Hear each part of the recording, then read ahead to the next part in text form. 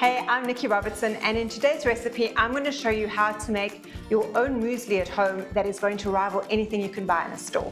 Now, one of the questions I get asked on a regular basis is, what can I eat for breakfast? Or what can I feed my kids for breakfast? And we all know that regular cereal isn't good for us. It's loaded with sugar and preservatives and things that we shouldn't really be starting the day on, contrary to popular opinion. So what we tend to do is go for things like muesli. Now, muesli, when you buy it in a store, is also loaded with sugar. So to get through that or get past that, I'm going to show you today how you can do the same thing at home. It's really simple and you can really make it your own. So the first thing I'm going to add into our bowl is 1/2 kilo of rolled oats. Now, rolled oats are a whole food, okay? And oats do not contain gluten if the package specifies it. So most oats are packed in a factory that pack other products. So you'll find some cross-contamination. So if the factory contains or packs products that also pack, say, wheat products, you will get, or you could get, gluten in your oats. But if you are particularly gluten sensitive, you want to go and find a product that specifies gluten-free, which means that that factory only packs oats. And that's really, really important if we're looking at food sensitivities. The same goes for nuts. So in this bowl, I have got 1/2 kilo of oats as our base for the muesli. Now here's the trick. I'm going to add, it's about 1/2 cup of virgin olive oil into the muesli. And most commercial mueslis contain oil, but they contain seed oils, which is not what we want in a healthy food. We want good old virgin or extra virgin olive oil.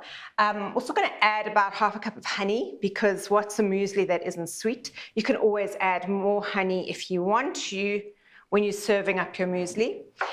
And then I'm going to add about 2 tablespoons of vanilla. So in my opinion, muesli should smell like fresh baked cake in the oven, and that's the impression we get when we eat our muesli for breakfast. And to this, I'm going to add some cinnamon. Now, you can go and add any herbs and spices that appeal to you. You might want to chop up some or grind up some cardamom. It's entirely your choice, and it depends entirely on your preferred flavor profile.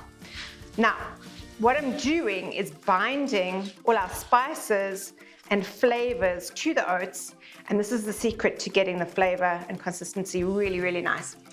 All right, now I'm going to add in our bone broth powder or collagen powder.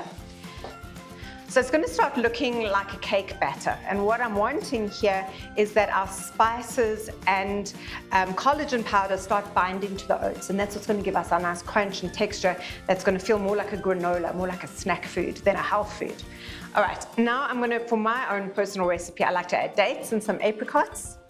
And you can really add whatever appeals to you. So whatever you have in your pantry, you may have raisins, you may have dried mango, you could do coconut flakes. Any of these things will work perfectly. It really just depends on what you like and what your family like. Now I'm going to add some mixed seeds. And seeds are a great source of selenium, great source of minerals.